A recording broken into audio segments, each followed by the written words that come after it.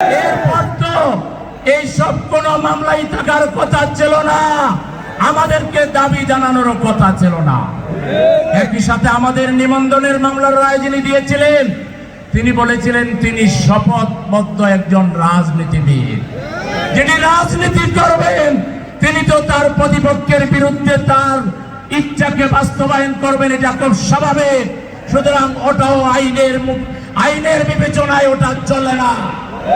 জামাত ইসলামের তৎকালীন ভারপ্রাপ্ত সেক্রেটারি জেনারেল এটিএম আজহারুল ইসলামকে অনতিবিলম্বে যদি মুক্তি দেওয়া না হয়, জামাতের নিবন্ধন এবং জামাতের মার্গ ন্যায় বিচারের পথে দায়ী পাল্লা যদি অনতিবিলম্বে ফিরিয়ে দেওয়া না হয়, আমরা মাননীয় আমির জামাতের নির্দেশ চাইব। আপনি যদি বলেন প্রতিদিন সকালে একবার বিকালে একবার ঢাকার 130টা প্রশাসনিক ওয়ার্ডে আমরা মিছিল করব, বিক্ষোভ করব, আমাদের নির্দেশের বাইরে কিছু করব না।